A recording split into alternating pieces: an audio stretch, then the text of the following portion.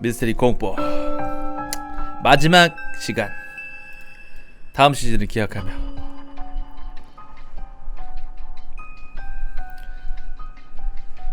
첫 번째 이야기는 나홀로 숨바꼭질. 저번에 봤던 건가 이거? 아니지? 봤던 거 아니지 이거? 아 봤던 거네. 자 이건 지우고. 뭐야 이거 씨발. 자 알고 보면 무서운 사진입니다. 요거 한번 볼게요. 이 사진에서 이상한 점 발견하신 분들 있나요? 알고 보면 이상한 사진. 수상한 점 발견하신 분. 첫 번째 사진 잘 봤죠?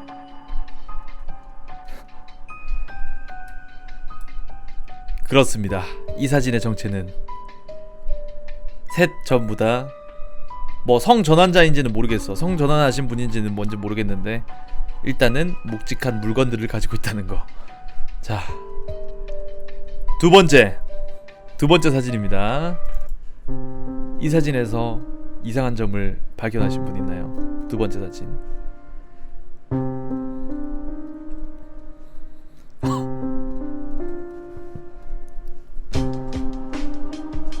자, 그렇죠. 이 남자는 이날 이후로 일주일 알아 누웠다고 합니다. 두 번째 사진이었고, 마지막이 아니네. 세 번째 이 사진. 뭔가 이상한 점을 발견하신 분들 있나요? 세 번째. 방금 시작했어요. 화목해 보이는 가족들의 사진인데 아이 4명과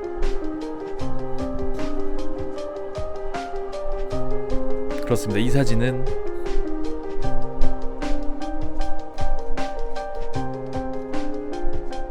여기에 사람 한 명이 더 숨어있네요.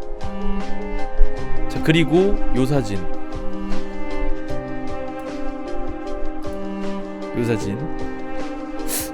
이 사진 뭐가 이상한 걸까? 눈치채신 분들이 있습니까? 이 사진 이상한 점?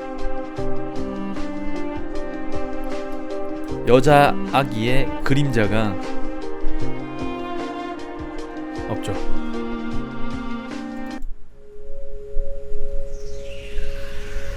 재미로 한번 봤던 사진들이고, 혹시 예전에 이거 보신 분들 있을 수도 있어요. 요거 다음 이야기 토요 미스테리 레전드 편입니다. 저도 이 기억이 나는데 토요 미스테리 레전드 편 한번 보도록 하겠습니다. 나 이 표시가 너무 무서웠어. 어렸을 때 토요 미스테리 시작하면 이거 드드 하면서 물상 부금이랑 같이 이게 나오거든요. 이 이야기는 이러면서 막 토요 미스테리 이거랑 이거 악마 모양 같은 거, 이게 너무 무서웠어. 자 이거 보신 분들도 있을 수도 있으니까 스포는 하지 말아 주시고요. 죽음의 자동차라는 편입니다. 뭐 이 정도 되면 새 차나 다름없는 차예요. 1년 정도 됐다 해도 많이 타지 않아서 아주 깨끗합니다. 근데 이거 왜 이렇게 싸게 나왔어요? 이거 무슨 문제 있는 차 아닙니까? 이 이야기는 개인의 특별한 체험을 바탕으로 재구성한 것으로 과학적 근거와는 관계없는 특수한 사례입니다. 아니 문제라니요. 전 주인이 아주 급하게 처분하느라 싸게 나온 거죠. 그래요? 아무튼 별 이상은 없는 것 같긴 하네요. 그럼 이 차로 결정하신 건가요? 그래요. 그럼 들어가서 계약하시죠.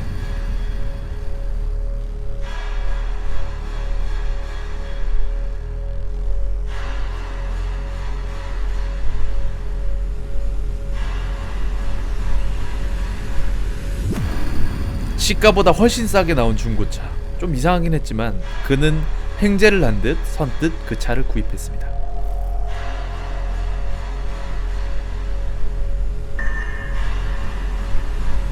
터널 속으로 들어가는 순간이었습니다. 뒤에서 따라오던 낯선 차는 그의 차를 향해 하이빔을 쏘아대기 시작했어요. 더욱 집요하게 그의 뒤를 쫓는 이상한 남자. 맹렬하게 쏘아대는 하이빔. 그는 앞조차 제대로 볼 수 없었습니다. 인적도 없는 어두운 밤길, 이유도 없이 뒤를 따라오는 낯선 남자. 공포가 그를 엄습하기 시작했고, 왜 무엇 때문에 나의 뒤를 쫓는 것일까? 무서웠다. 그 남자로부터 도망가야 한다는 생각뿐이었다. 전속력으로 집으로 향했고 쫓고 쫓기는 이유를 알 수 없는 한밤의 추격전은 그의 집 앞까지도 계속됐습니다.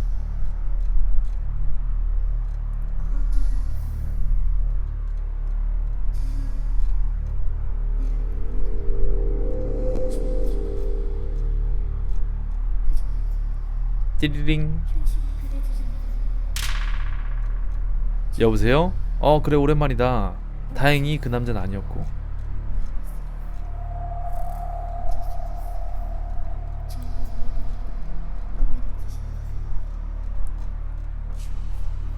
어제 선생님을 따라가던 사람입니다. 저는 교통계 형사로서 선생의 차를 조사 중이었습니다. 그 차는 1년 동안 10번이나 주인이 바뀌었고 그 주인들은 모두 의문의 사고를 당해 목숨을 잃었습니다. 바로 어제 선생이 그 차의 11번째 주인이 되신 겁니다. 그래서 제가 어제 선생의 차를 미행했던 것입니다. 그런데 어제 전 그 차의 놀라운 비밀을 알게 됐습니다. 선생의 차가 터널 속으로 들어가던 바로 그 순간,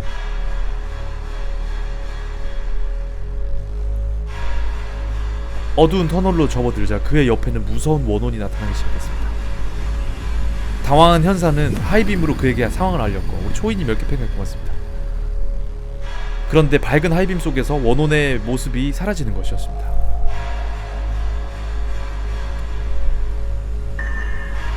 밤이 깊어갈수록 위험은 더해갔고 형사는 차를 세울 틈이 없었습니다. 그의 생명을 구하기 위해서는 계속 하이빔을 켰어야 했던 것이었어요. 차를 빨리 폐차시키는 것이 선생의 생명을 구할 수 있는 방법입니다. 차를 처분하실 때까지는 절대로 밤에 운전하지 마십시오. 그리고 어두운 곳에도 운전하면 안 됩니다. 선생, 제 말을 명심하십시오. 그러면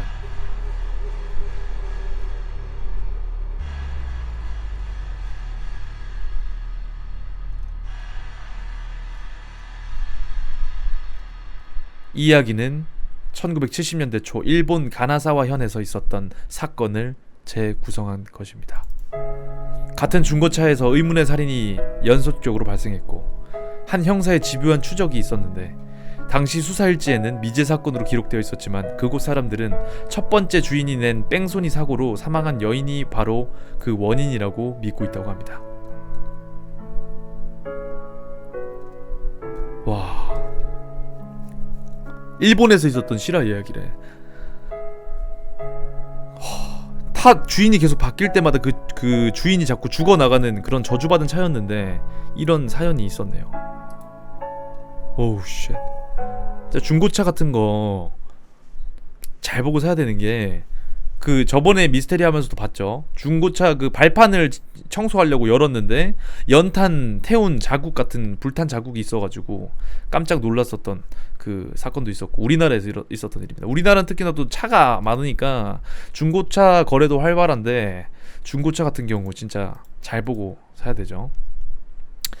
자, 다음 볼 이야기는 우리나라에 또 있었던 믿기 힘든 이 아니 믿기 싫은 실화입니다. 군대 가기 싫어서 아버지를 죽인 사이코패스. 너는 언제까지 그렇게 빈둥댈 거야? 학교도 안 가고 돈도 안 벌 거면 군대 나가. 너 군대 갔다 와서 시험을 보든 기술을 배우든 일단 군대부터 갔다 와. 군입대를 두려워했던 아들. 어떻게 하면 병역 면제를 받을 수 있을까? 한 가정의 가족을 부양할 수 있는 능력을 가진 사람이 한 사람도 없으면 병역을 면제받을 수 있다는 병역법 조항이 있었죠. 그래서 아버지만 없으면 입대를 하지 않아도 판단을 했고, 아버지의 술병에 농약을 탄 아들. 농약이 든 소주를 마시고 죽음에 이른 아버지. 이 사람아, 군대가 가기 싫다고 아버지를 죽여? 이것 봐, 당신 아버지 안 죽였어도 군대 안 가도 되는 거였잖아. 군대를 가지 않아도 된다는 경찰, 대체 어떻게 된 것일까? 당시 입대 직후에 받는 신체 검사에서 폐와 간의 상태가 좋지 않다는 진단을 받았던 것이었습니다. 귀양 조치를 받은 아들은 그렇게 집으로 돌아오게 됐는데 결국 아들은 존속 살해 혐의로 징역 10년을 선고받은 후 아직까지도 수감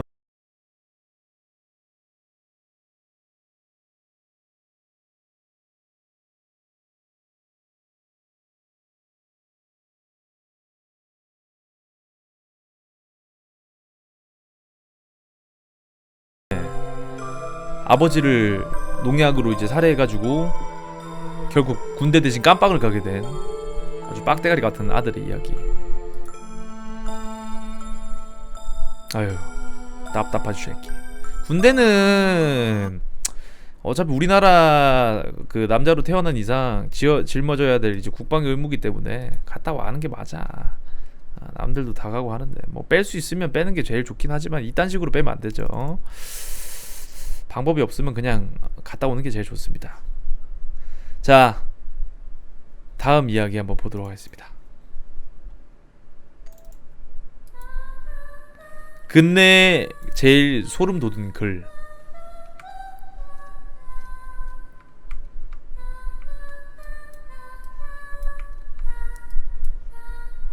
자기 어디야? 이거 봤던 거 아니야? 이거 봤던 거네. 이거 봤던 거 지울게요. 이게 안 지워진 것도 몇 개 있네요. 봤던 거예요, 봤던 거. 딴 거 볼게요. 요거 보도록 하겠습니다. 인간이길 포기해. 씨발 소리야. 소리 어딨어? 끄는 거. 이거.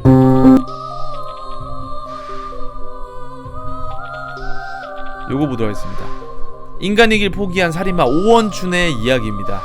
2010년 5년 전, 지금은 7년 전이죠. 토막 사건과 경찰의 늦장 대응으로 수원 시민들의 불안함을 조성했던 오원춘, 이렇게 생겼습니다. 1970년생 11월 중국 몽골 출신이네요. 한국계 중국인 조선족으로서 2007년 9월 그는 취업 비자로 처음 대한민국에 입국해 중국과 한국을 8번이나 왔다 갔다 하며 제주도, 경남 등에서 노가다 생활을 해왔다고 합니다.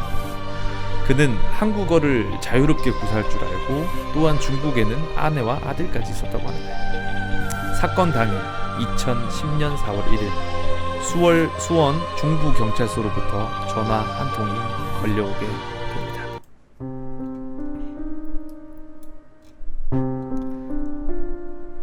오원춘이 자리를 비운 사이 112에 신고를 한 피해자.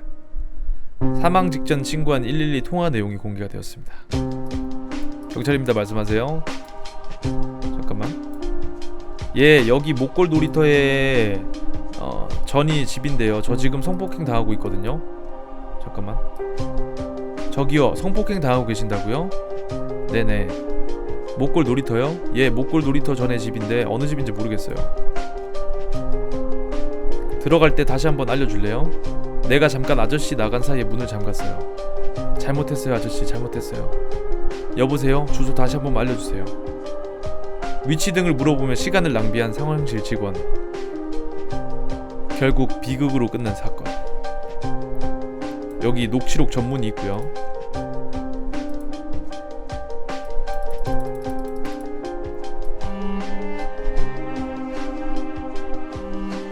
아저씨 아파 이렇게 한다. 당시 전화를 받은 순경은 장난하거나 부부싸움이라고 초기 판단했다. 게다가 이날은 하필 만우절이었어요. 만우절. 이날이 하필 또 이제 이렇게 했던 이유가 나 만우절이었어. 장난 전화 많이 하지. 112, 119에 만우절. 참 어처구니 없는 질문들을 하면서 1분 1초가 아까운 상황에 어이없는 질문하고 있는 경찰관. 마지막에 강제로 문 열리는 소리가 들리고 피해자의 다급한 소리가 들리면 바로 위치 추적 후 출동해야 되는 게 아닌가 싶은데, 좀 아쉬운 대응이었죠. 13시간 후에 잔인한 시체가 되어 발견된 피해자. 그의 범행은 이런 식으로 이걸로 범행 도구에 사용됐네요.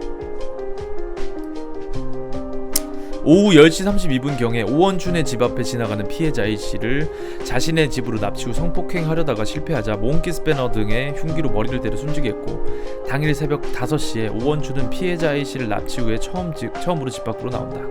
시체를 담을 비닐 봉투를 구입하기 위해서.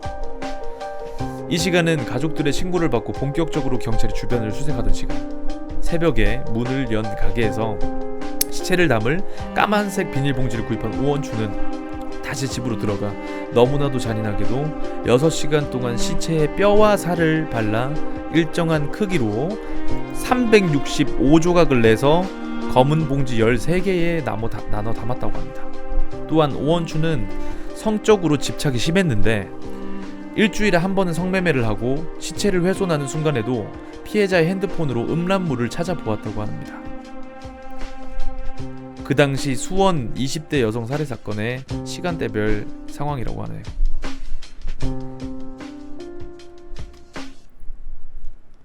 수원 살인 사건 현장의 오원춘의 집입니다. 건물 1층 하단에 설치된 소각로 철제문을 반쯤 연 상태였는데 내부에 뼈 조각이 남아 있었습니다. 뼈 조각의 확대 모습이고 그의 주위 지인들이 말하는 오원춘. 소학교 동창. 누나는 공부도 잘하고 그랬는데 얘는 어렸을 때부터 도둑질도 하고 사람을 각을 내고 했으니까 공안국 안에서 오토바이를 훔쳤을 정도라고 합니다. 사람도 죽일 수도 있다고 본 것 같습니다. 각을 냈으니 말하기는 그런데 그 사람이 옛날에도 뭐가 좀 많아요. 오원춘의 중국 지인들은 오원춘이 어릴 때부터 손버릇이 나쁘고 누나에 대한 열등감과 외톨이 그리고 엉뚱하면서 대담하기도 했다고 합니다. 중국인들도 벌벌 떠는 공안을 상대로 절도를 했다고 했는데 우리나라로 치면 경찰차를 훔친 것과 같은 수준입니다. 과연 단순한 토막살인 사건이었을까? 보통은 이렇게 잔인하게 시체를 훼손한 경우에는 우발적인 범행이 아닌 계획적이다. 오원춘은 피해자 A씨의 시신을 마치 짐승처럼 도축하듯이 다뤘고 한 번에 몇천만 원씩 본국인 중국으로 송금한 이력이 있습니다. 사건 현장의 주위 CCTV를 보면 의문의 한 여자가 주위를 서성이게 됩니다. 즉 공범일 가능성이 있고 오원춘의 집은 너무나도 최적화된 소각장이었고 게다가 집 마당에 있는 소각장 안에서 발견된 사람의 요추로 추정되는 뼈 조각도 있었습니다. 시체 일부분이 봉투에 담겨 오원춘 집 냉장고 안에서 발견되었고 경찰은 끝까지 신고 녹음 파일을 공개하지 않았고 처음 통화는 1분 22초였다는 거짓말을 하여 부부싸움인 줄 알았다는 핑계를 둘러댔다는 점, 또 범행 당시 새벽 계속 오원춘의 집 반대 방향으로만 수색을 했다는 점. 쇄골 이하의 몸 전체 살을 칼로 도려낸 오원춘입니다.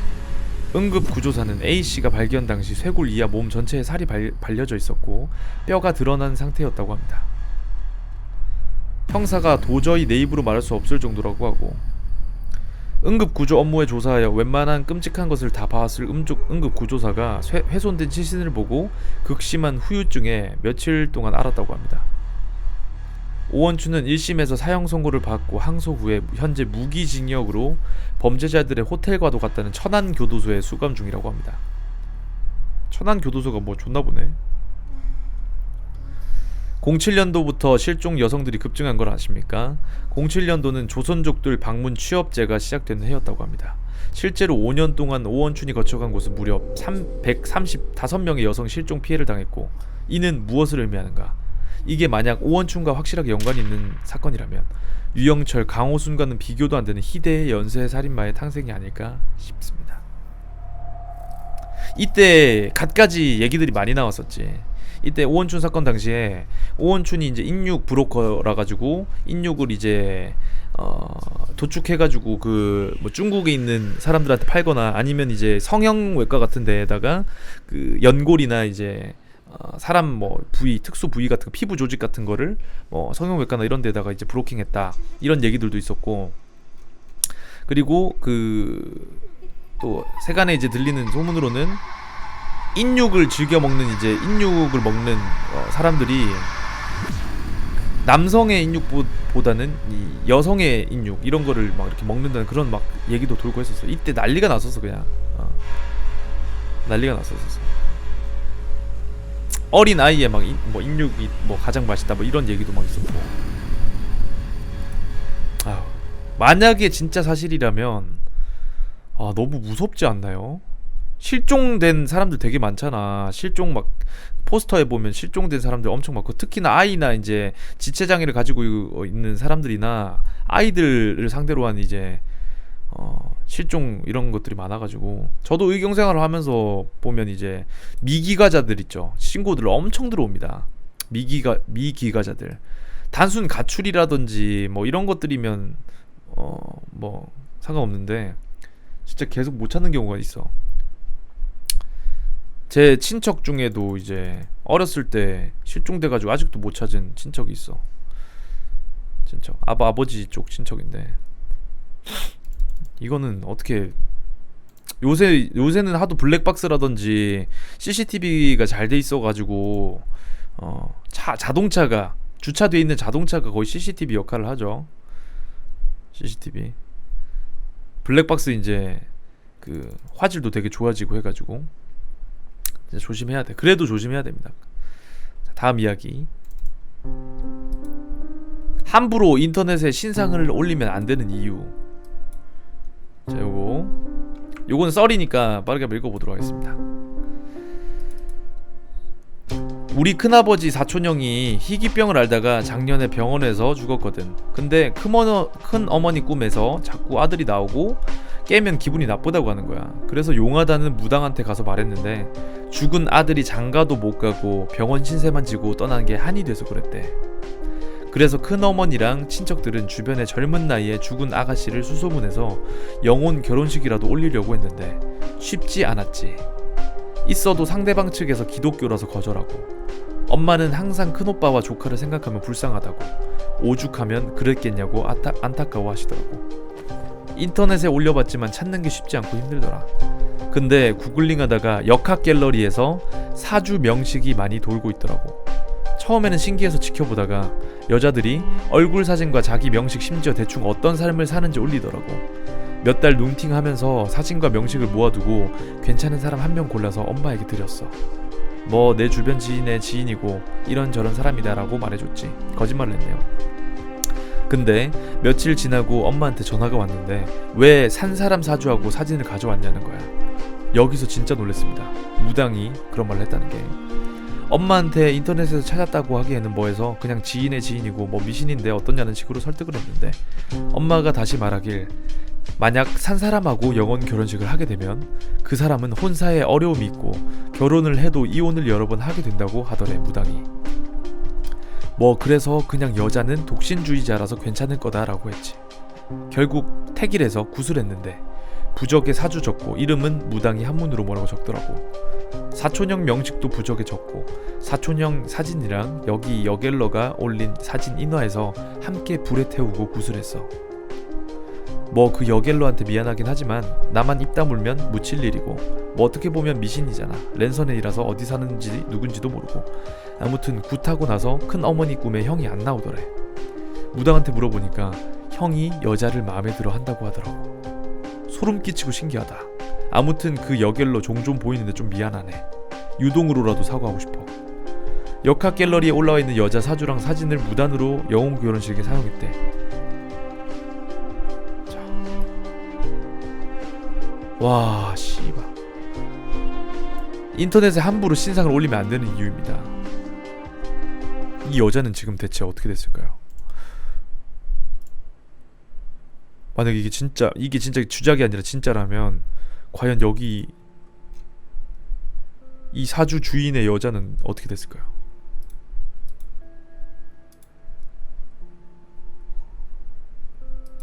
너도 당한 거 아니냐 하는데, 아이 나는 뭐 신상 공개가 안 돼 있는데 뭐 설마 공개돼 있는 거 그걸로 되는 거 아니야? 자, 다음 이야기 보도록 할게요. 이것도 실하네요. 요거 한번 보도록 하겠습니다.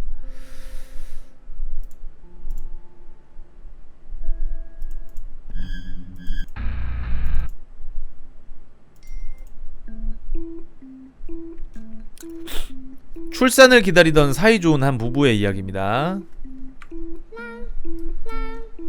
갑작스러운 교통사고, 지방 출장을 나갔던 남편의 사고 소식입니다. 만삭의 몸으로 남편의 장례를 치룬 아내 이씨. 장례 첫날부터 찾아온 낯선 여자. 대성통곡에 실신을 하고요. 매일 찾아와 흐느끼는 낯선 여자. 장례 마지막 날에 자신의 정체를 밝힌 낯선 여자.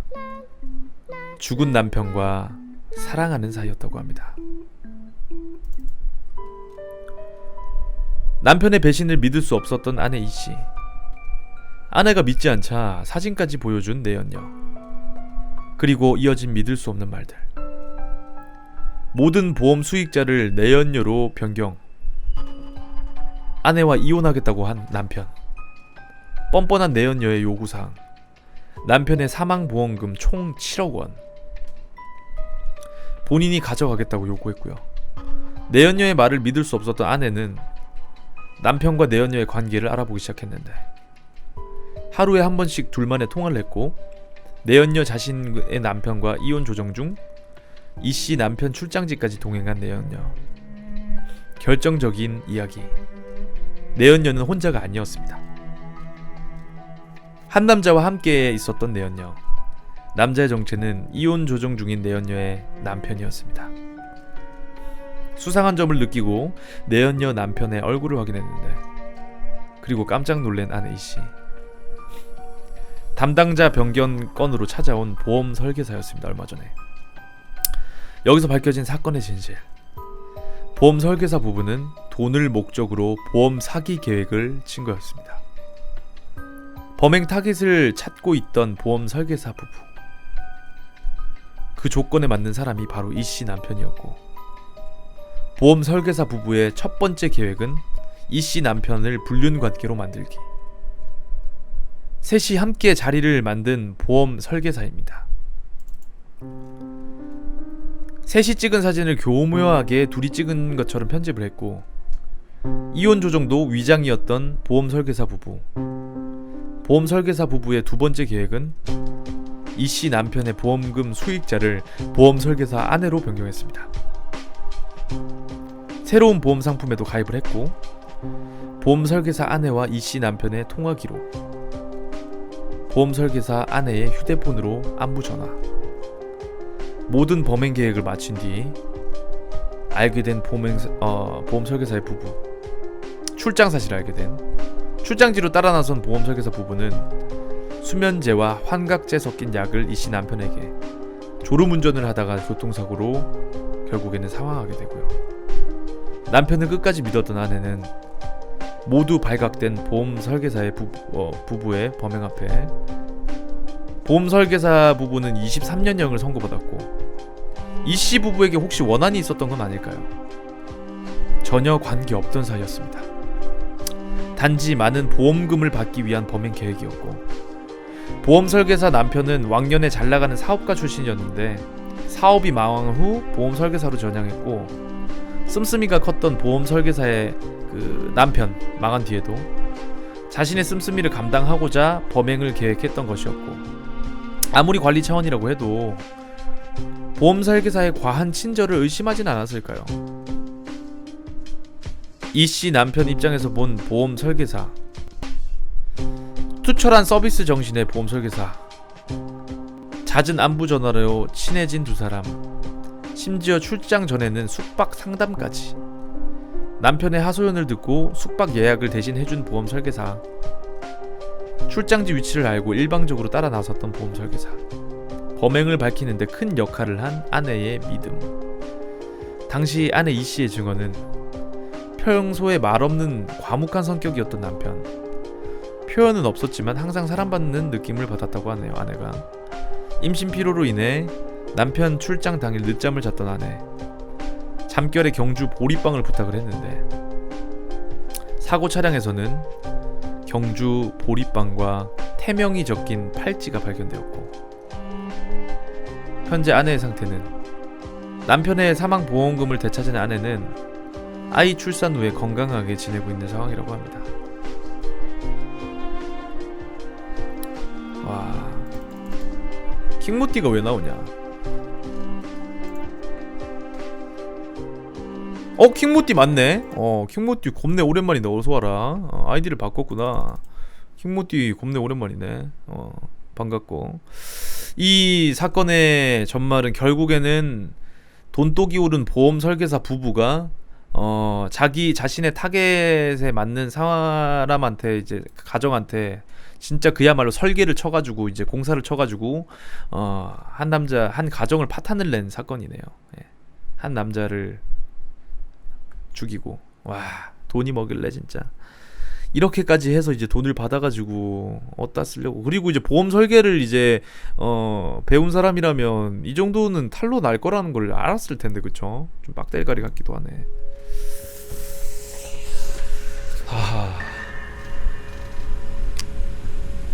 흥민이도 봉준이 보험 있다던데 하는데, 아 그건 보험 설계가 아니라 이제 약간 봉준이 형한테 이제 뭐 한몫 받은 거지 뭐. 다음 이야기 한번 보도록 하겠습니다. 요것도 실화입니다. 이것도 일명 별의 커비 사건. 일명 별의 커비 사건입니다. 모띠야 오랜만에 왔으면 이제 그 오빠한테 인사 한번 올려봐라. 모든 남자분들은 주의하시길 바랍니다.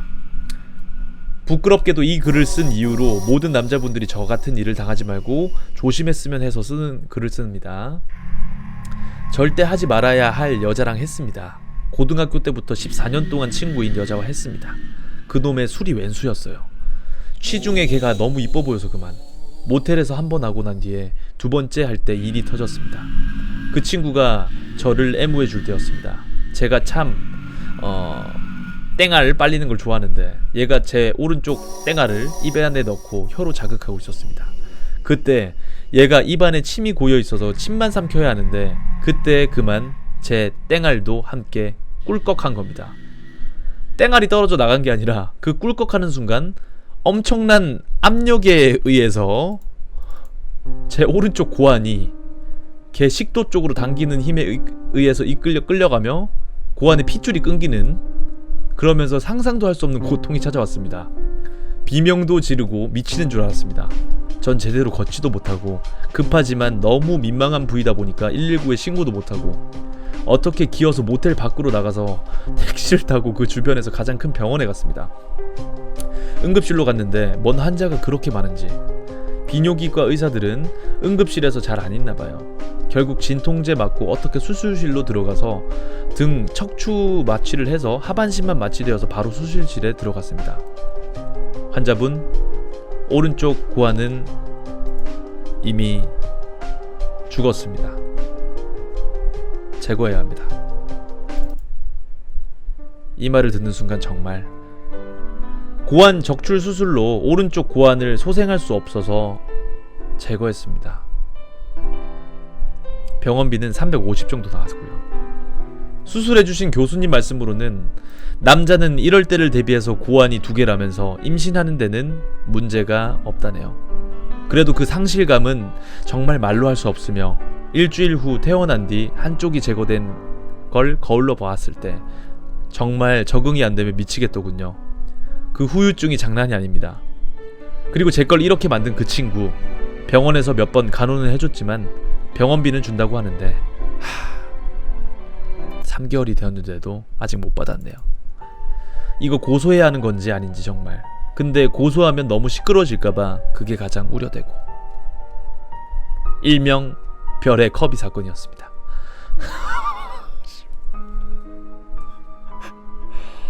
아니 이게 말이나 되냐 씨발. 얼마나 이 흡입력이 장난이 아니었으면 핏줄이 끊어질 만큼 이 씨발 동창이었다고 하네요. 14년 동안 친구를 지낸 동창이었다고 하는데 어떻게 보면 이제 벌을 받았는데 엄청 가혹한 벌을 받지 않았나 그런 생각을 해봅니다. 벌을 받은 것도 아니지. 만약에 여자친구가 없었으면, 여자친구 있었다고 했나 여기 위에? 여자친구는 뭐 있는지 없는지는 얘기를 안 해줬는데 아무튼 이제 동창과 이제 의붓을 하다가 그 동창이 이제 침을 삼키다가 이제 엄청난 이제 별의 허비 같은 흡입력으로 빨다가 이제 뽕알에 핏줄이 끊겨서 한쪽 뽕알이 적출을 당한 그런 어이가 없는 이야기였습니다. 다음 이야기 바로 보도록 할게요. 자, 미국의 실제 여교사들의 사건 사고. 사라 존스 17세 제자와 성관계를 가진 혐의로 체포가 되었고 현재는 남편과 이혼하고 그 제자와 사귀고 있다고 하네요. 더구나 미국에서는 이미 유명인으로 TV 프로그램 쇼도 진행 중이라고 합니다.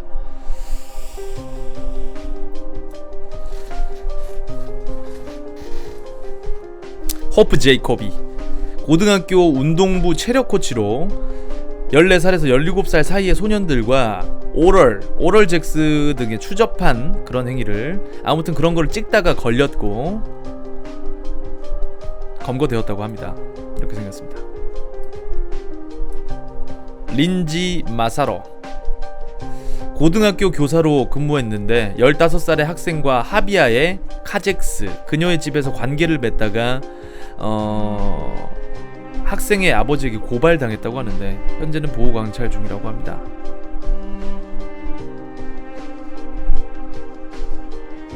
이렇게 생겼네요. 뭔가 엄청 시기해 생겼다. 기가 세 보인다 해야 되나? 리사 글라이드 17세 제자와 관계를 맺어오다가 체포되어 징역 1년을 선고받았습니다. 현재는 대학생이 된 그 제자는 그 사건을 이렇게 회상합니다. 자신이 먼저 선생님에게 접근해 꼬셨고 그녀는 절대 성적으로 음탕한 사람이 아니었다고. 엄청 그렇게 안 보이게 생겼는데 이 사람은 약간 표독스럽게 생겼는데 뭐 얼굴만 봤을 때는 역시 사람 얼굴만 보고는 절대 판단을 해서는 안 돼요.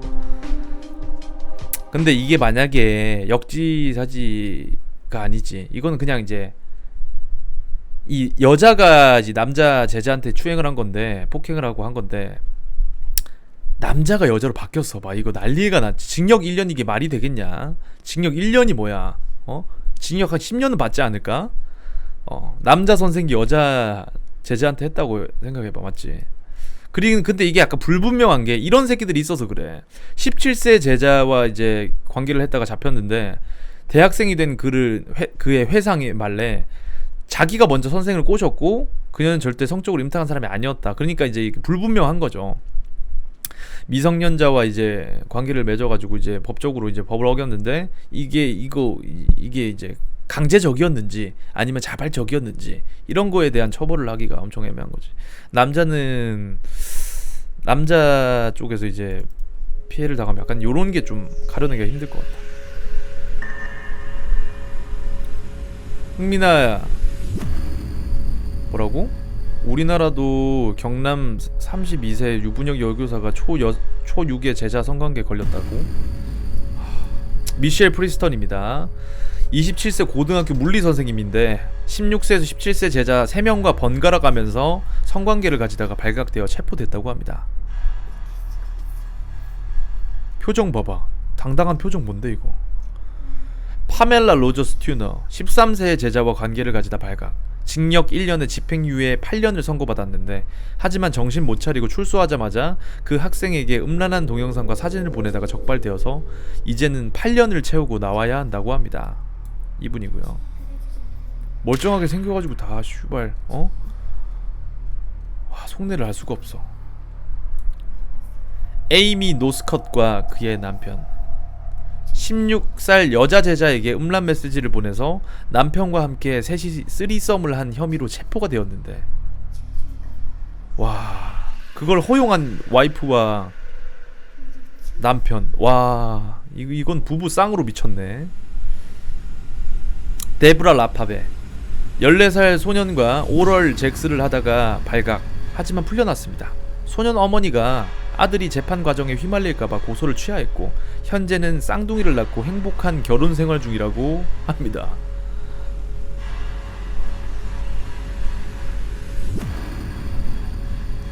뭐야, 헤더 도드릴? 성경학교 선생님이라고 합니다.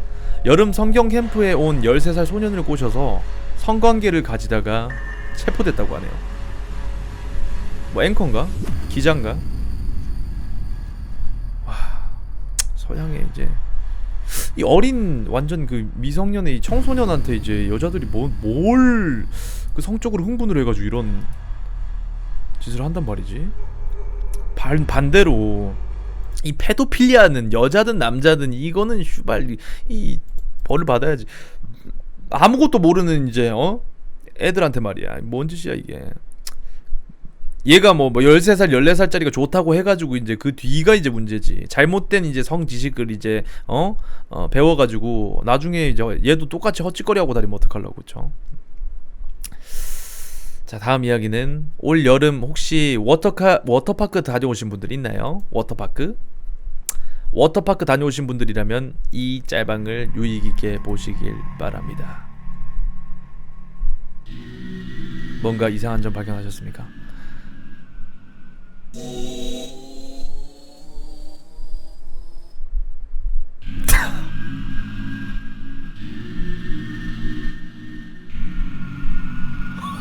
납치가 아니라 미끄럼틀을 잘 봐봐봐.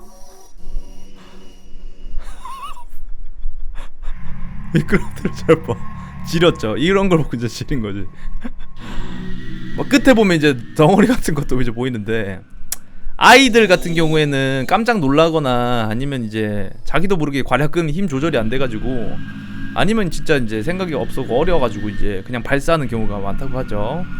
이런 물을 우리 여러분들은 먹고 마시고 코에 들어가고 눈에 들어가고, 실제로 이제 워터파크에 근무하는 이제 라이프 가드들이나 그런 사람들의 후기로 수영장 물이 진짜 어마어마하게 더럽다고 하죠. 다음 이야기 보도록 하겠습니다. 이번에 볼 이야기는 영국에서 있었던 이야기인데요. 영국의 거의 유재석급으로 유명한 한 MC의 이야기입니다.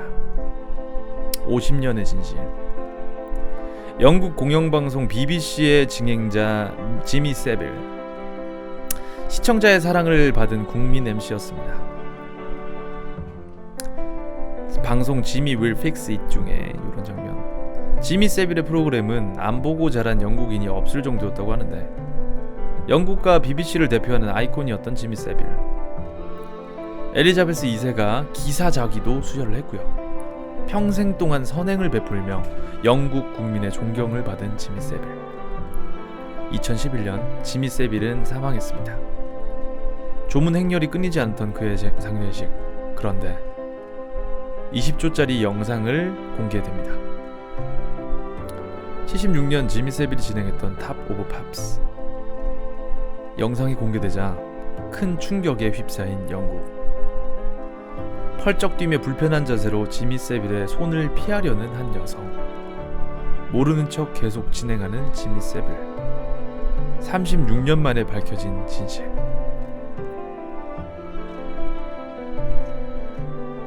(2012년) 실비아 에드워즈. 제가 아무리 피하려고 해도 그는 계속 저를 만졌어요. 정말 끔찍했어요. 당시 피해자 실비아 에드워즈의 증언은 지미 세빌이 성추행을 했다. 이후 쏟아져 나온 피해자들의 증언. 피해자의 수는 무려 450여 명.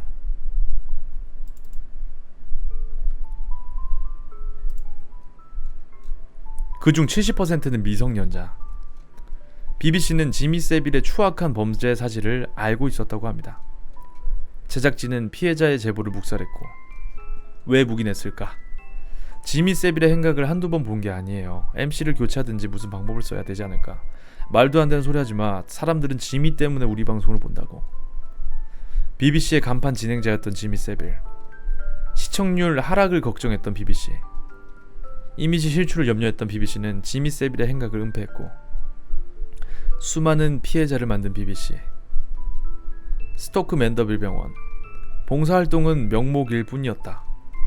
암투병 중인 어린아이나 장애 아동까지 성폭행 피해자가 되었고, 700억 원에 달하는 지미 세빌의 기부금 때문에 영국 경찰관 이 사실을 알고도 묵인했다고 합니다. 여러 차례 지미 세빌의 성범죄 수사에 착수했던 영국 경찰 간부 9명과 가깝게 지냈던 지미 세빌. 증거 불충분으로 수사를 중단했고요. 2011년 85세의 나이에 사망한 지미 세빌. 국민들의 존경 속에서 생을 마감했는데 몇 개월 뒤 다큐멘터리 폭로 지미 세빌의 다른 면, 그의 성폭행 사실이 밝혀졌고, 재수사에 착수한 영국 경찰은 영국 경찰과 영국 공영방송 BBC에서는 50년 동안 이 범죄의 사건을 묵인해왔습니다. 50년간의 묵인 사실을 인정한 영국 경찰, BBC 사장 조지 앤트 위슬이 사퇴했고, 편집장 피터 리펀도 사퇴했습니다. 영국 대중문화를 대표하던 국민 MC 지미 세빌. 450여 건의 성폭행을 저지른 그는 BBC의 은폐와 영국 경찰의 묵인 속에서 죽은 후에나 그의 추악한 얼굴이 드러났습니다. 실제 이 영상인데 요거는 저작권 때문에 못 봅니다. 실제 뉴스 기사에도 나왔고요. 와, 경찰 묵인한 거랑 BBC 묵인한 게 좀 소름이다. 우리나라도 이런 것들이 있겠지. 지금도 뭐 난리난 사건들이 많이 있긴 하지만, 와, 이런 거 보면 좀 참 그러네요. 예. 이런 거 보면 어떻게 알겠어? 앞에서는 이렇게 막 좋은 사람인데 뒤에서는 어떤지 어떻게 알겠어, 그치? 그런 의미에서 진짜 나는 진짜 슈바 진짜 있는 그대로 방송하고 있다. 와, 이렇게 청렴하게 방송을 하다니. 와, 업버튼 한 번씩만 부탁드릴게요. 다음 이야기 한번 보도록 하겠습니다. 이번에 볼 내용은 만화입니다. 만화. 벌써 4시네 스벌. 오늘 준비한 거 다 보고 잡니다. 오늘 준비한 거 다 보고 마무리 마지막 회기 때문에 준비한 거 다 볼게요. 아! 씨발 액박인 줄 알았는데 개쫄았네. 와 씨. 액박 아니어서 다행이다. 아, 큰일 날 뻔했네.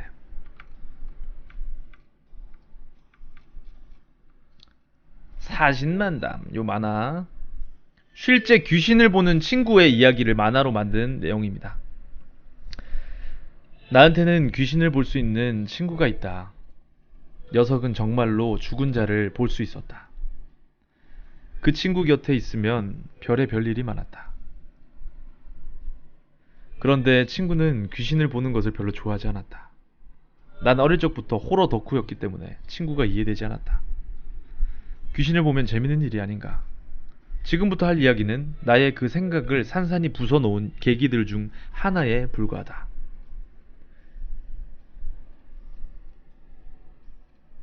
여름방학을 맞은 우리는 다 같이 아지트에 모여서 어디로 놀러 갈지 결정을 하고 있었어. 야, 귀신 나온 데로 가자. 경수야, 어디 가야 귀신이 많이 나오냐? 이번에 한번 봐야지. 경수라는 사람이 이제 귀신을 보는 친구인가 봐. 귀신은 뭐 계곡 같은 데 많이 나오지? 나는 적극적으로 계곡을 추진했지만 결국 우리가 간 곳은 경포대였다. 우리는 거기서 여자애들을 꼬셔 즐겁게 놀았고, 걔네들은 우리보다 나이가 많았지만 우리는 나이를 속이고 술을 진탕 마시며 놀았습니다. 분위기가 무르익어가며 서서히 짝이 맞춰지기 시작했지만 친구 한 명은 그렇지 못했어요. 결국 그 친구는 다른 여자애들을 꼬시러 간다며 자리를 떴고, 물론 우리는 그런 거 신경 안 썼고, 밤이 깊어지자 우린 민박집에서 2차를 하기로 결정했고요. 혼자 딴 데로 샌 친구가 오지 않았지만 알아서 돌아올 거라고 생각하고 우린 여자애들과 같이 민박집에서 2차를 달렸습니다. 한창 취해갈 무렵 그 친구한테서 문자가 왔고, 그때 당시 투지폰. 야, 나 지금 끝내주는 여자들 꼬셨어. 지금 놀고 있는 애들 아무것도 아님. 까먹고 있었는데 얘가 아직 진짜 바뀐가 싶어 바로 전화를 해봤는데 받지를 않았고요. 대신 또 문자 하나가 더 왔어요. 내가 꼬신 애들이 걔네 버리고 자기랑 놀자. 진짜 이뻐 얘네. 아니 뭔 소리래? 어이가 없어져서 바로 답장을 했지. 괜히 좋은 분위기 망치지 말고 그냥 와. 그러자 잠시 후 답장이 왔는데, 내 폰은 그 당시 다들 쓰던 녹색 옛날 폰이었는데 이상한 특수 문자들로 꽉 차 있었습니다. 당시 그 폰으로는 이런 걸 할 수가 없었거든요. 애들 보여주니까 다들 신기해하고, 근데 경수가 그걸 보더니 인상을 쓰고 전화기를 뺏어갔어요. 좆됐다. 그리고 바로 그 친구한테 전화를 했는데 또 안 받는 거야. 미안한데 너네 이제 좀 가줘야겠다. 경수가 그 말하니까 다 난리가 났어요. 근데 경수가 무서운 표정 지으면서 이랬어요. 여기로 귀신들이 올 거야.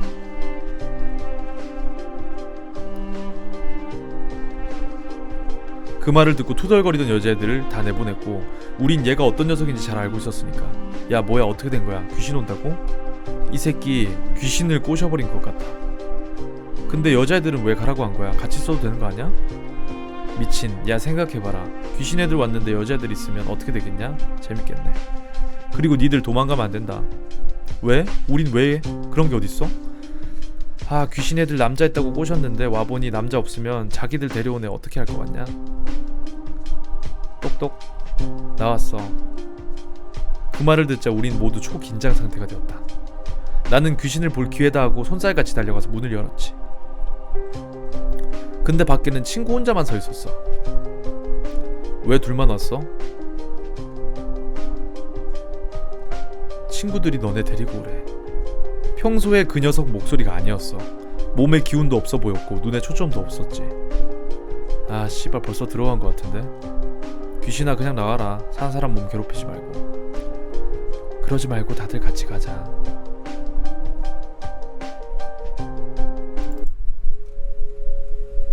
그러고는 친구 한 명한테 달려들어 목을 조르는 거야.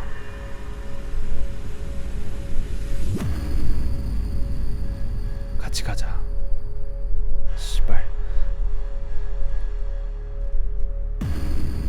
괜찮아. 이놈부터 데려가면 되지 뭐. 야 미친 새끼야 뭐 하는 거야? 야 저 새끼 기절시켜. 이제 된 건가? 아직 끝난 거 아니야.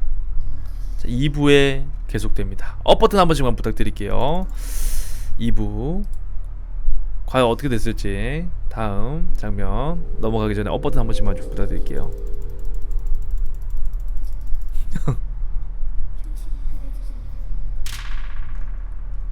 자 2부 기절했다고 빙의가 풀리진 않아.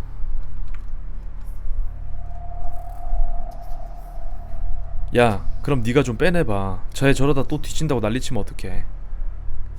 아니 내가 무슨 테마사냐? 당집이라도 끌고 와서 해야지. 너 이 시간에 당집 찾을 수 있겠어? 더 시간 끌어봐야 뭐 좋을 것 없잖아.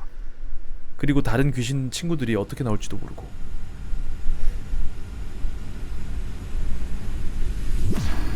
경수는 나랑 같이 가자고 했고 우리 둘은 당집을 무당집이죠 찾으러 밖으로 나왔어. 나머지 애들은 문 잠그고 기다리라고 했지. 누가 찾아와도 무시하라고 말이야. 근데 경수야 이 밤에 무슨 수로 무당집을 찾아? 영기가 머무는 곳이 당집이야. 민박촌을 벗어나 마을을 돌아다니다 보니 땅 봐도 당집 같은 것이 보였어. 당집에 가까이 가니까 한복 입은 아주머니가 나오셨어. 저 아시겠지만 이놈 때문에. 그래요 한이 많네요. 워낙 꽃같은 나이에 죽어서. 그럼 좀 부탁드리겠습니다. 너 귀신 보고 싶다고 했지? 넌 죽었다 깨도 귀신 못 봐. 왜? 넌 기가 너무 세. 산 사람 기운이 세면 귀신이 무서워하거나 아무것도 못해. 당연히 보이지도 않겠지? 뭐야 그럼 남은 애들은? 걔는 왜 남긴 거야? 남은 귀신들이 올 거 아니야 걔넨. 귀신이랑 놀아줘야지. 친구 새끼는 아무것도 기억 못하더라. 우리랑 놀다가 떠난 것부터 아무것도.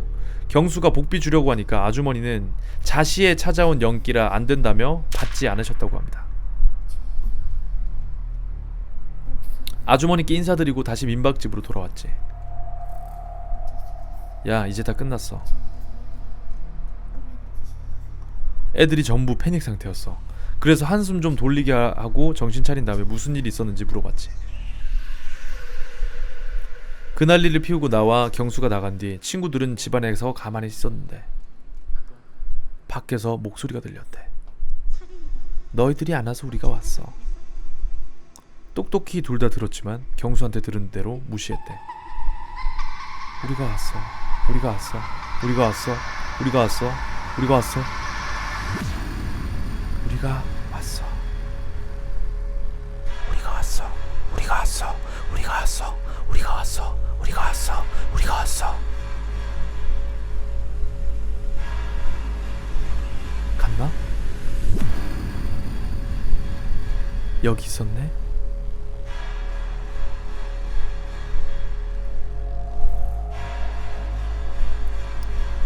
다음날 우리는 여름 영이고 뭐고 다 때려치우고 짐을 쌌어. 민박집 주인 아저씨가 그러시더라. 학생들 되게 조용히 노네. 되게 엄청 시끄럽게 노는데 말이야. 그 쌩난리를 피웠는데 아무도 못 들었다는 거야. 우리가 본 게 환상일 수도 진짜일 수도 그건 아무도 모르는 거겠지만 공포는 거짓이 아니었어. 여름 휴가 얘기는 여기까지 끝이고 이외에도 경수랑 겪은 여러 가지가 있지만 그건 나중에 하기로 할게.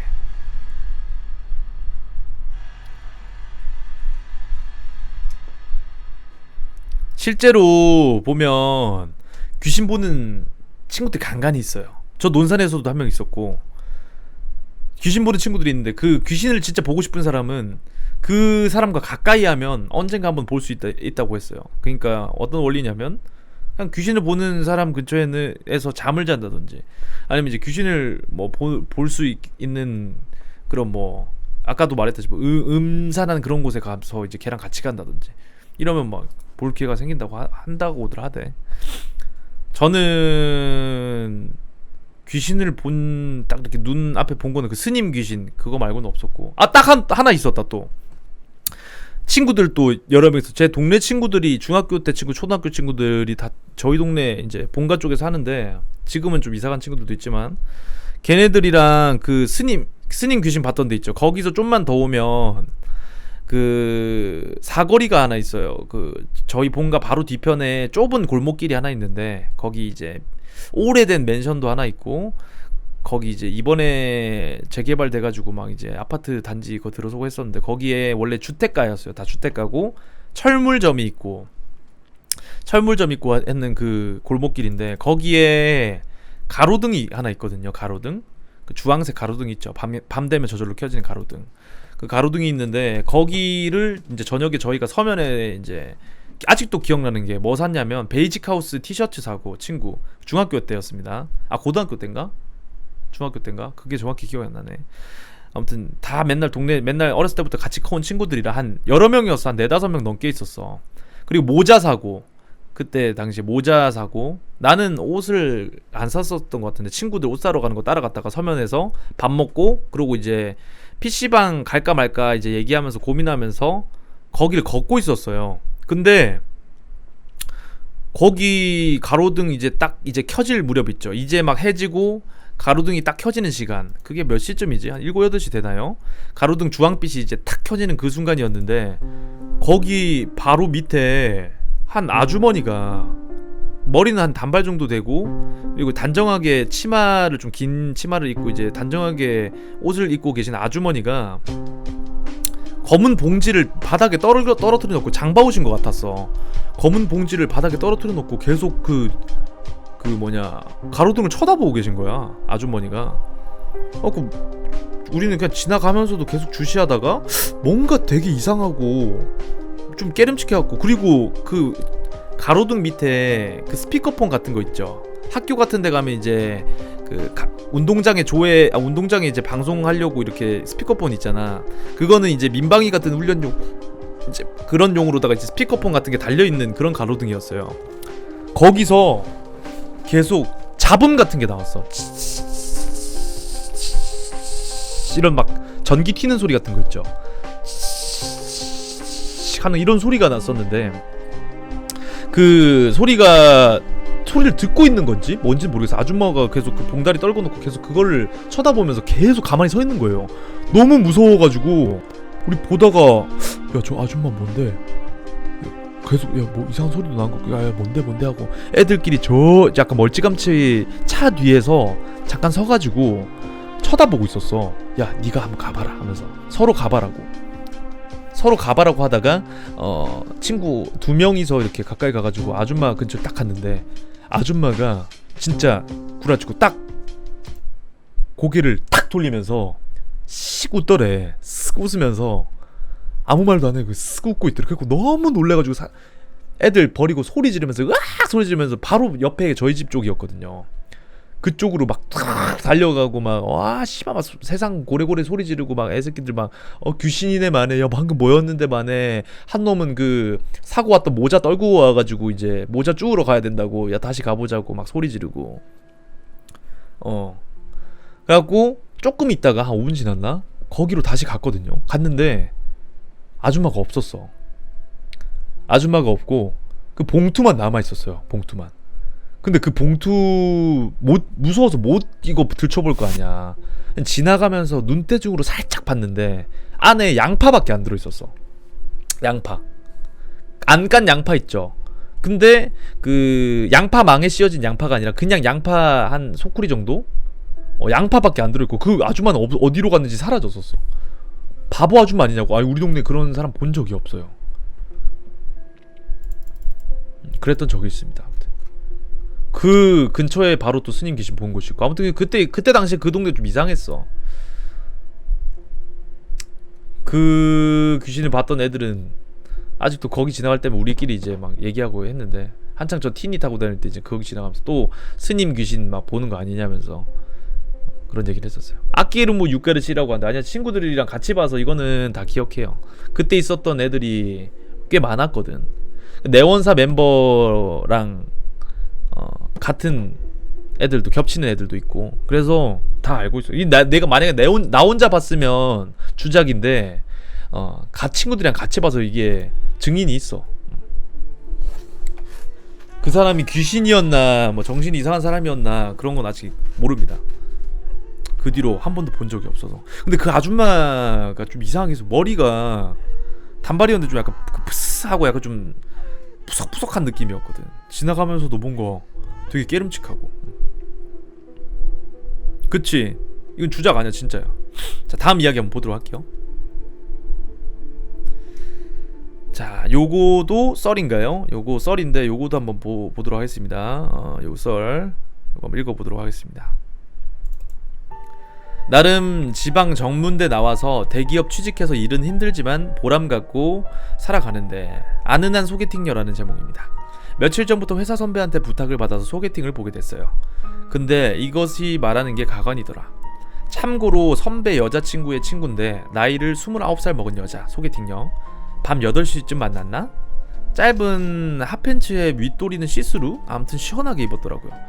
머리는 미용실에서 하고 온가 싶을 정도로 상당히 세련돼 보였고, 얼굴은 상중하가 있다면 중 정도고, 나도 뭐 남자니까 이쁘면 좋고 아님 말고 그냥 쉽게 생각하고 나간 자리였는데, 만나자마자 저녁을 안 먹었는데 회가 먹고 싶다고 했고, 마침 내 친구 녀석이 참치 횟집을 오픈해서 어차피 한번 팔아줘야 하는데 생각했고 해서 거기로 갔습니다. 거기로 갔는데, 가는 동안 내 차로 가는데 이런 차 얼마예요? 2천 중반대요. 생각보다 싸네. 시트가 좀 불편하네요. 아 그래요? 저한테 세 번째 차인데 저한테는 소중해요. 푹! 차 완전 사랑하나 보다. 한 20분 정도 갔는데 주차할 곳이 없는 거야. 그때부터 소개팅녀가 짜증을 내더라고. 왜 이런 곳으로 왔어요, 복잡하게? 친구 녀석 가게여서요. 아 네, 저 뒤쪽에 주차할 곳이 있으니까 주차하고 걸어오죠. 아 그럼 주차하고 오세요. 시트가 조금 불편해서. 가게 앞에 내려주고 주차하고 5분 걸어왔습니다. 친구네 가게 들어갔는데 친구가 바쁘더라고요. 장사도 완전 잘 되고. 친구가 추천해준 메뉴로 먹는데 기분 좋게 술 먹고 이런저런 이야기를 하는데 결혼 이야기가 나옵니다. 집 있으세요? 네, 이번에 분양받았어요. 어디에요? 몇 평이에요? 21평이고 오산이요. 신혼집으로 하시려고요? 아무래도 그러려고요. 사신 거예요? 융자 껴서 들어간 거죠. 그거 빚 아니에요? 빚이죠. 그래도 제가 벌어서 한 거라 뿌듯해요. 아, 1시간 반 정도 흐르고 이제 다 먹었으니 일어날까요? 네, 계산하고 나온 후 제가 술도 마시고 했으니 대리 불러서 집까지 모셔다 드리고 갈게요. 저희 집에요? 왜요? 술도 드셨으니 택시도 그렇고 제가 모셔다 드리는 게.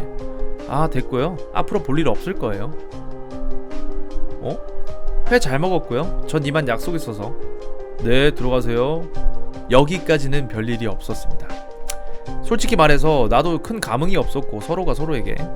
근데 소개팅녀가 내 선배한테 전화해서 밤 10시에 오빠 어떻게 그런 남자를 소개시켜줄 수 있냐고 이것저것 따졌다고 하네요.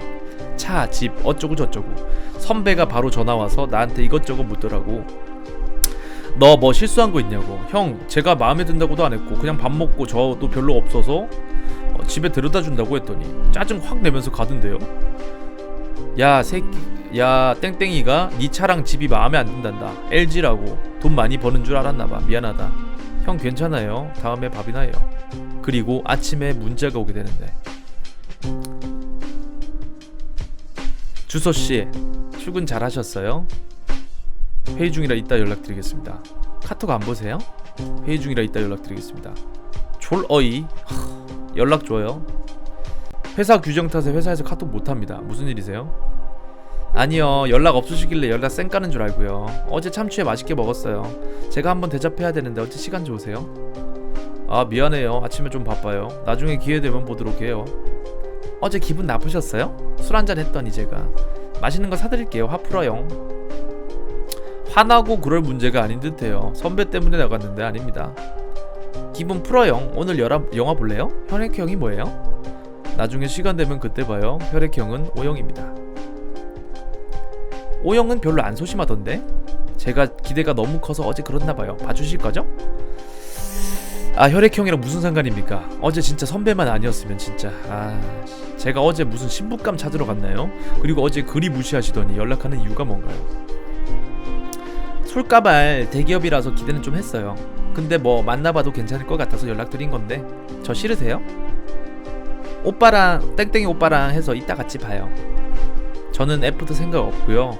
민혁 선배랑 둘이 보세요. 그럼 전 이만. 웬 오빠? 누가 애프터 한대요? 그냥 미안해서 밥 한 끼 사줄라 했더만. 어이없네요. 진짜 연락하지 마세요. 키키. 진짜 꼴값 떠네. 불쌍해서 한번 만나줄라 했더만. 오바 좀 하지 마라. 대꾸할 가치가 없는 사람이구만. 내가 당신 뭐 들어 만나. 어제도 에휴 됐다. 선배 봐서 참는다. 그냥 너 놀던 길바닥에 놀아서 수준이 맞아야 놀아주시죠. 병신 같은 게 놀아주니 좋냐? 결혼은 하겠냐? 누가 놀아달라 했냐? 왜 그래? 제발 연락하지 마라. 그 나이에 집은 대출, 차는 국산차에. 야 한번 놀아줄라 했더니 찌쯧. 니는 차 있냐? 집 있냐? 그 나이에 화장도 두껍고 폭삭 늙었더만. 정신 챙겨라 부디. 개새끼. 진짜 선배 안 보고 만다. 꺼져 미친년아. 이게 바로 실화였다고 합니다. 와, 진짜 노답 중에도 상노답 여자다 이거는. 와, 아무리 혼기가 꽉 차서 이런 생각을 머릿속에 가지고 있다 한들 처음 소개팅 자리에서 저런 거를 한다는 거 자체가 결혼하기 싫다는 뜻이죠. 아무리 돈 많고 자상한 남자라도 이런 여자는 안 만나죠. 아무리 이쁘더라도 안 만나죠. 이건 좀 아니지. 아니 결혼은 이제 두 사람이 사랑해가지고 이제 그냥 평생을 함께 기약하는 그런 게 결혼이지. 슈발 무슨 자기를 뭐 갖다 파는 거야 뭐야. 시집을 가야지 무슨 갖다 팔고 있어 자기를. 그쵸? 아유. 근데 맞아, 대기업이라고 해서 돈 그렇게 막 많이 벌고 그런 건 아니라고 합니다. 그 돈 많이 벌고 하는데 이제 뭐 좀 자리마다 다 다르긴 한데, 직원마다 다르기도 한데 그런 거 아니래요. 저도 제 친구도 이제 대기업 들어갔는데 뭐 자기 생각했던 것보다 돈이 작아가지고 막 실망하는 친구도 있고 그랬습니다. 다음 글 읽어보도록 할게요. 제목 분노의 아들. 혈액형 충도 좀 약간 극혐이긴 해. 혈액형. 우리 아들이 맨날 인스턴트만 먹어서요. 밥을 먹어야 하는데 먹을지 모르겠어요. 집안 곳곳에 보이는 폭력 흔적. 이른 아침부터 폭언을 내뱉는 아들. 땡땡 같은 새끼야. 야 고개 들어 개새끼야. 아들이 욕설을 넘어서 폭력으로 물건을 던지기도 하고 부수기도 하고, 칼이나 이런 걸 부엌에서 흉기를 들고 와서 협박을 하기도 하고, 아들이 보내온 충격적인 문자 메시지. 집을 버젓이 두고 고시원 생활을 하는 엄마. 수험생인 딸과 함께 아들의 폭력을 피해 좁은 고시원 생활을 하신다고 한다. 어머님 근데 이건 다 뭐예요? 우리 아들이 맨날 인스턴트만 먹어서 밥을 먹어야 하는데 먹을지 모르겠어요. 닥쳐 땡땡땡아. 이거 쇠파이프거든? 너 머리 맞으면 한 방에 간다. 죽고 싶지 않으면 허벅지나 허리 이런 데 맞아야 한다. 너무 춥진 않으세요? 추운데 마음이 더 추워요 지금. 반찬 먹을 것을 싸들고 아들을 찾아왔지만 들어가지 못하고 밖에서 서성대신다. 엎드려라 이 땡같은 땡땡아. 역시나 어머니를 보자마자 쇠파이프를 들고 위협하는 페루나. 다음날 가명. 야 주소야, 야, 야, 일어나. 빨리 일어나. 페류나의 등교를 위해 아침 일찍 집으로 달려오신 어머니. 야, 땡땡하지마, 이 땡땡. 어디서 연기야, 이 땡같은 땡땡아. 야, 이 땡땡땡아. 카드라도 되나? 카드가 어디 있어 지금? 학교 별로 안 가 이제. 땡땡 개념이 있는 거야 너? 지금 가진 게 없어. 지금 가진 게 미안한데 오늘은 얼른 버스 타고 가 얼른. 이른 아침부터 폭언을 내뱉는 아들. 야, 죽을래 너? 부탁이다. 주소야. 응? 겁에 질려 이렇게 사정하는 어머니를 머리채 잡고 사정없이 발로 후려차고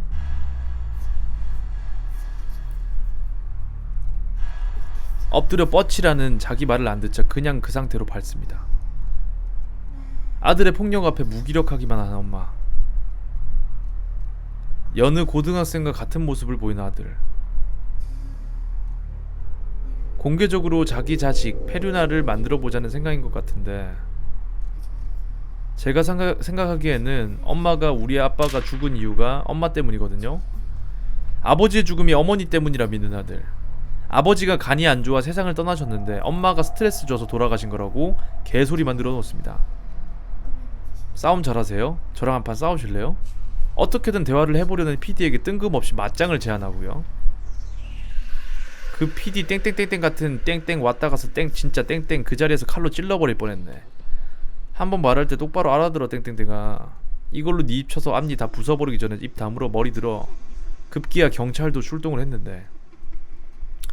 부모님이 돌아가신다는 것은 굉장히 불안하고 두렵고 죄책감 등 복잡한 감정이 많은데, 그것을 어머니 탓이라고 하면 사실 아이의 마음은 굉장히 편해지거든요.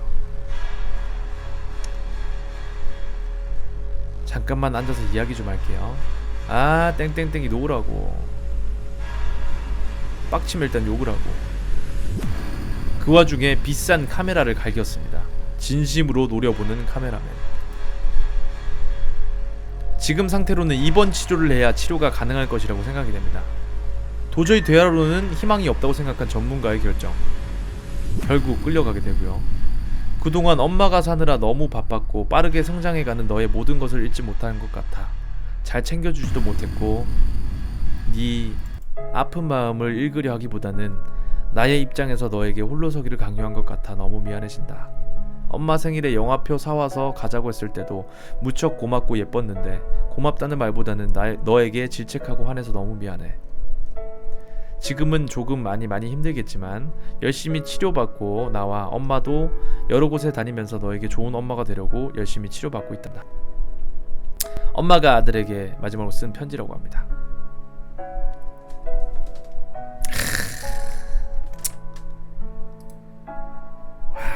아니 이런 사춘기 아무리 질풍노도의 시기라고 하지만 아무리 철없고 진짜 생각 없이 막 욕하고 뭐 탈선을 저지르고 한다지만 이거는 씨발 이거는 좀 약간 좀 뭐 씌인 거 아니야? 귀신 씌인 거 아니야?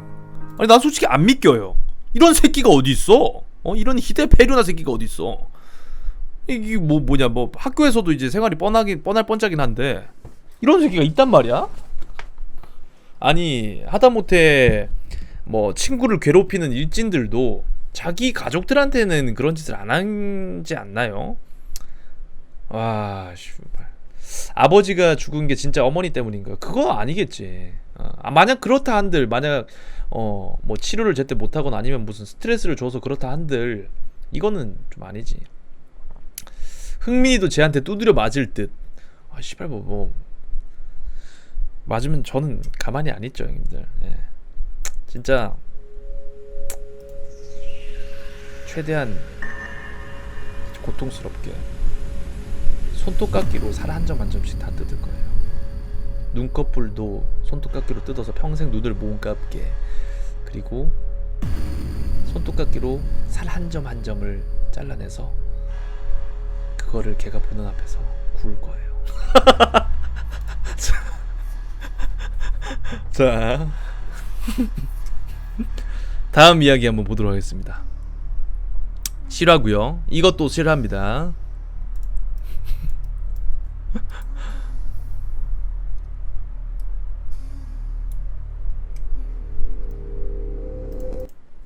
모로코에 사는 75세 자흐라 할머니는 1955년 출산하기 위해 병원에 갔습니다. 하지만 병원에서 죽은 채로 나오는 다른 산모를 보고 무서워서 도망을 갔는데요. 그리고는 영원히 뱃속에 아이를 임신하고 있어야겠다고 생각.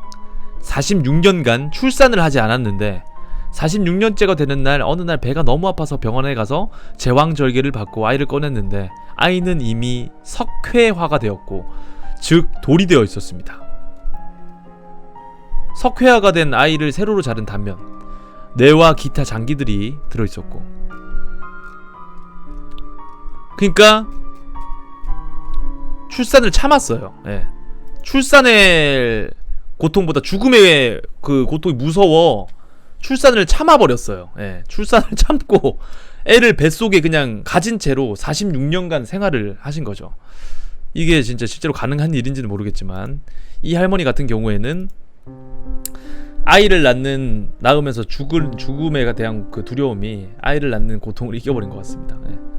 이걸 참았대. 어떻게? 뭐 어떻게 여러 가지 요인이 있었겠죠. 여러 가지 요인이 있었기에 뭐 이렇게 가능했겠지.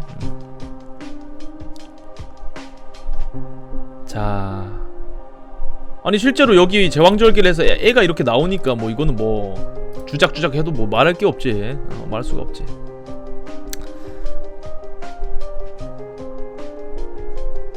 저것도 살인이잖아. 죄 안 받냐? 그러게 좀 약간 애매하네. 이거는 뭐 어떻게 쳐야 되냐. 자, 다음 이야기 한번 보도록 할게요. 전남친을 스토킹하다 체포된 여인입니다. 일주일 동안 전화를 77,000통, 이메일을 1937통, 문자를 41,229통, 음성 메시지를 217번, 편지를 647통, 이 모든 걸 단 일주일 동안 했다고 하네요. 미국에서 일어난 한 여자, 진짜 얼마나 비통했으면 끝까지 이렇게 했겠냐. 와, 근데 좀 무섭다. 이게 만약에 이게 나쁘게 변질되면 진짜 큰일 나겠지. 와, 좀 해피 엔딩이었길 바란데 이거 뭐 결과는 안 나와 있네. 어떻게 됐는지. 속상 커플을 손톱깎이로 잘라서 눈을 못 감게 한대. 진짜 난생 저런 거 생각도 못했는데. 괜히 생각 계속 나네 한데. 영화에 보면 그 한니발이라는 영화가 있어요. 한니발이라는 영화가 있는데 거기 그런 장면 나와. 봐봐. 아주 쇼킹할걸. 다음은 만화를 한번 보도록 하겠습니다. 나 방송하면서 부금 듣지. 자, 요거 만화. 이 이야기는 아이디 DBAU 데이님께서 제보를 해주신 이야기를 토대로 재구성하였습니다. 아는 언니 이야기인데 같이 자취하던 남동생이 언제부터인지 이상해졌대.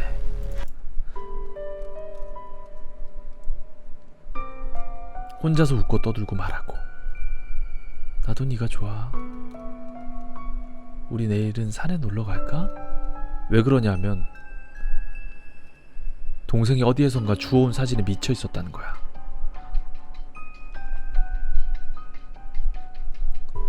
흥민이 집에 못 꺾여 죽은 여자 귀신인데 어떻게 참고 사냐, 흥민아. 너 그거 어떻게 알았냐? 못 꺾여 죽은 건 아닌데 교통사고 당한 모습으로 보이는 여자 귀신 우리 집에 있어. 그냥 여자 사진이었는데 길을 가다가 폐유지 쌓아놓은 곳에서 주워왔다나 뭐라나. 뭐 어쨌든 그전엔 건실하고 성격도 좋고 매너 있는 멋진 동생이었는데 사진을 갖고 온 날부터 일도 안 나가고 밥도 잘 안 먹고 방에 틀어박혀서 계속 사진만 보고 있더라는 거야. 몸도 앙상해져서 건강도 나빠지고.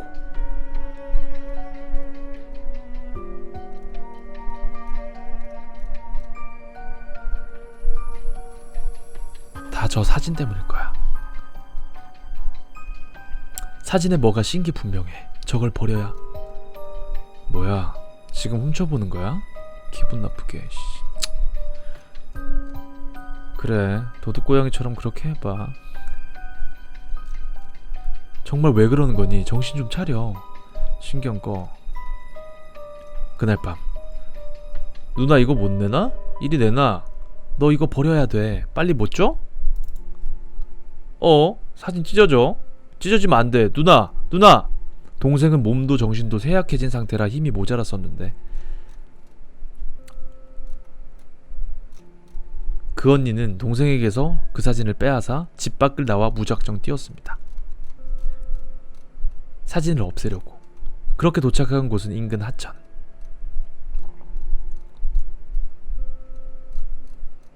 다 이것 때문이야. 도대체 이게 뭐길래? 뭐가 그렇게 특별하길래? 동생이 그토록 미쳐있는 걸까? 그냥 보통 사진인 것 같은데? 그런데 그 순간 사진이 이상하게 보였다는 거야. 방금 뭐였지?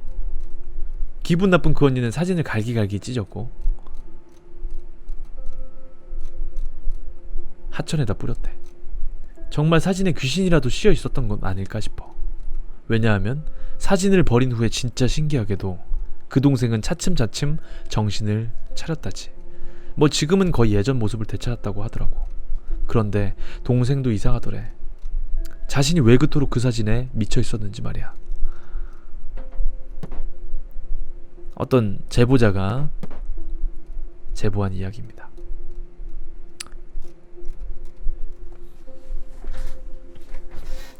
내가 봤을 때는 어떤 죽은 사람의 뭐 영정사진 그런 게 아니었을까? 어떤 죽은 사람의 영정사진? 다음에 또 만화가 있습니다. 요거 한번 또 보도록 하죠. 원래 실화 이야기들은 뭐 반전이라든지 이런 게 없어요. 왜냐면 실화기 때문에. 이 이야기는 제보자 송혜진님의 어머니께서 직접 경험하신 일을 토대로 재구성하였습니다. 흥민님 그 교통사고 귀신 실화예요 하는데, 네 이거 작년에 이 얘기 모르신 분들 계실 수도 있었고 얘기해 줄게요. 작년에 있었던 일인데 지금은 방송을 잘 간간히 하시는 누나인데 세우 누나라고 제 방송 열혈이셨던 분이 계셔요. 그 남순영님이랑도 친하고, 남순영님 열혈이시고, 그 누나가 이제 그 약간 좀 신기 있는 그쪽에서 일을 하셨었는데 그때 당시에. 근데 이제 제가 이 공포 컨텐츠 작년에도 똑같이 했었어요. 공포 컨텐츠를 하고 있는 와중에 찰리 맨슨이라는 그 살인마가 인터뷰를 한 장면이 있는데 거기에서 이제 이렇게 후 하면서 너바디 하는 그 따라하는 막 기자 인터뷰하던 기자를 놀래키는 그 짤이 있거든요. 그거 보면서 제가 이제 리액션으로 별풍선 100개 터지면 그걸 따라하는 리액션을 했었었는데 그거 할 때마다 최세우 누나가 저한테 따로 개인적으로 연락이 와서 야 흥민아 그거 하지 마라. 너 그거 할 때마다 그 안 좋으니까 그냥 아무튼 하지 말라고 계속 그 얘기를 하시더라고. 근데 그날은 그때 무슨 이야기 했었던 건지도 아직 기억나. 어떤 그 여자가 이렇게 웃고 있는 이렇게 눈알을 한쪽 이렇게 뒤집어 까고 이렇게 탁 옆에서 쳐다보고 있는 그 짤방을 보면서 세우 누나가 나한테 얘기를 했어. 이거 흥미 너 뒤에 있는 그 걔랑 비슷하게 생겼다. 이런 식으로 생겼다. 그 얘기를 하시더라고. 근데 그 전에 좀 무서웠던 게, 소름 돋는 게 약간 그 얘기를 저한테만 따로 했거든. 채팅창에다가 한 게 아니라 저한테만 따로 카톡으로 이제 보내셨어요. 근데 그 비슷한 타이밍에 어떤 다른 시청자가 귓속말로 흥민님 저 흥민님 방송 즐겨보는 그냥 사람인데 안 믿으실지 모르겠지만 그 리액션 그냥 안 하셨으면 싶네요. 저 어렸을 때부터 약간 식기가 있어서 이상한 걸 보는 사람인데 자꾸 이상한 게 보여요. 그 얘기를 하시더라고. 그래가지고 이제 너무 좀 저는 보통 알아요. 채팅창에 이제 그런 장난치 많이 치는 사람들 있어요. 흥민아 뒤에 하면서 뭐 뒤에 너 귀신 있다 뭐 이런 장난치는 거 공포 컨텐츠 하면 꼭 나오는 얘기였는데 그날따라 너무 진지하더라고 그 사람이. 그리고 어그로 끌려면 나한테 하지 말고 채팅창에 이렇게 하거나 아니면 귓속말로 해야 되는데 그분 같은 경우는 제가 카톡이 공개돼 있으니까 카톡으로도 똑같이 말씀을 하셨어. 진지하게 궁서체로 진지 빨고. 그래가지고 내가 궁금해서 둘한테는 따로따로 물어봤어요. 방송 끝나고 진짜 누나 뭐 보였냐고. 그러니까 얘기를 해주더라고. 여자처럼 보이는데 사고를 당한 건지 모르겠는지 뭐 이제 몸이 관절도 꺾여 있고 약간 좀 모양이 좀 상태가 안 좋았다. 그리고 너가 그거 할 때마다 평소에는 잘 안 보이다가 공포 컨텐츠 할 때 너가 그 리액션 할 때마다 의자 뒤 이쯤이었어. 지금은 이 의자가 아니었어요. 그때 다른 의자였는데 이 의자 여기쯤에 서서 나를 계속 쳐다보고 있더래.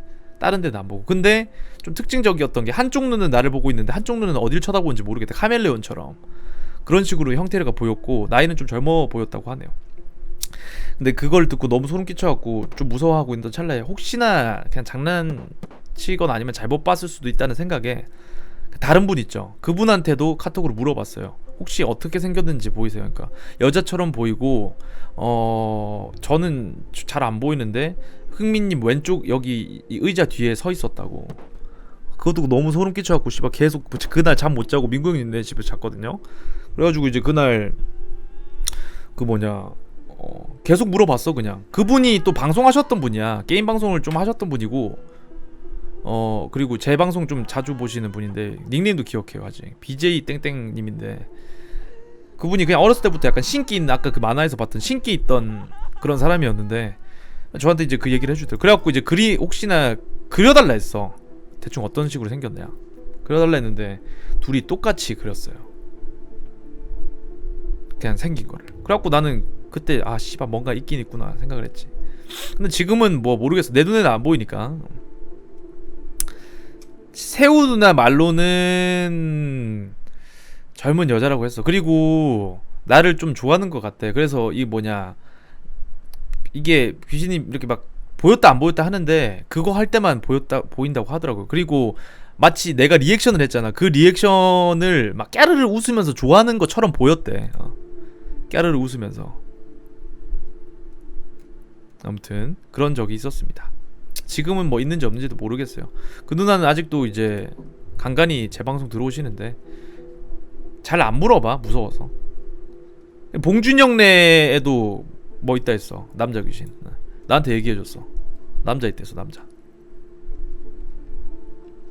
자, 제보자 송혜진님의 어머니의 이야기 싫어합니다. 흥튜브 가면 그 관련된 이야기 있습니다. 공포 라디오 카테고리가 따로 있으니까 거기서 보시면 됩니다. 옛날 송혜진님의 어머니께서 성인이 되셨을 때 이야기라고 합니다. 엄마 뭐해? 갑자기 거기에 왜 쌀을 담아? 누구 주려고? 이건 귀신한테 주는 밥이야.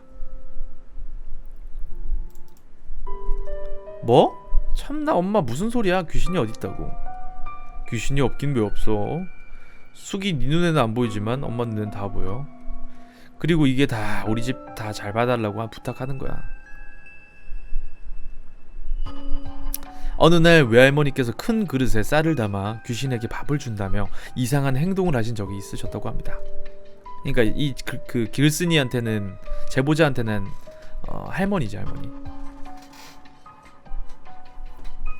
어이구 잘 먹네. 그런데 할머니의 기이한 행동에 어머니는 당황하실 수밖에 없었죠. 왜냐하면 어머니는 귀신의 존재 따위 믿지 않으셨으니까요. 참나 기가 막혀. 귀신 같은 게 어디 있다고. 저게 뭐 하는 거야 대체? 엄마가 갑자기 왜 저러시지? 저승사자편 봤어. 그렇게 외할머니의 이상한 행동을 어머니는 못마땅하게 하셨다고 합니다. 그리고 그날 오후 외할머니는 바지를 하러 나가시고 어머니께서는 졸음이 쏟아져 잠깐 잠을 청하셨다고 합니다. 날이 더워 창문은 열어놓고. 그런데 한참을 주무시던 와중 갑자기 무언가가 어머니의 목을 심하게 짓누르는 것이 느껴졌다고 합니다. 누군가 목을 조르는 것처럼. 어머니는 목이 메어서 숨쉬기가 힘들어 눈을 뜨셨는데 어머니는 놀랄 수밖에 없었습니다. 그 이유는 다름이 아니라 누군가가 주무시는 어머니 위에 올라타 어머니의 목을 조르고 있었기 때문입니다.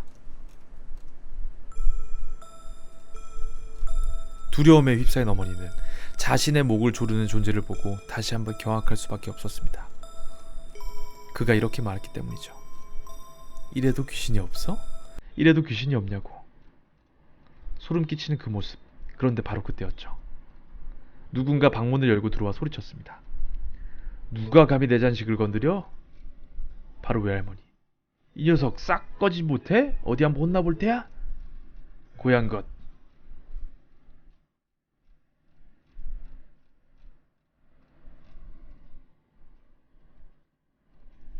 어머니는 놀란 마음에 주위를 둘러보셨지만 조금 전 자신의 목을 조른 존재는 찾아볼 수 없었습니다. 그럼 대체 조금 전의 일은 무엇이었을까요? 어머니는 떨리는 마음으로 열려있는 문 쪽을 보았습니다. 그리고 마루에는 외할머니께서 앉아 계셨습니다. 방금 나를 구해준 게 엄마인가? 그렇다면 조금 전 그 일은 전부 현실이었을까요? 방금 어머니의 목을 조른 건 정말 귀신이었을까요? 아니면 그냥 악몽이었을까요? 그렇지만 꿈이라고 하기에는 너무 생생했다고 합니다. 그런 외할머니는 그저 묵묵히 마루에 앉아 계셨을 뿐이었습니다. 그날 어머니는 외할머니에게 그 일에 대해 여쭈어 보았습니다. 그러나 외할머니는 대답을 회피하실 뿐이었죠. 왜 대답을 회피하셨을까요? 또한 그 후로 외할머니는 어머니에게 귀신에 대한 이야기는 언급하지 않으셨다고 합니다. 하지만 어머니는 믿게 되셨죠. 바로 귀신의 존재를 말이에요.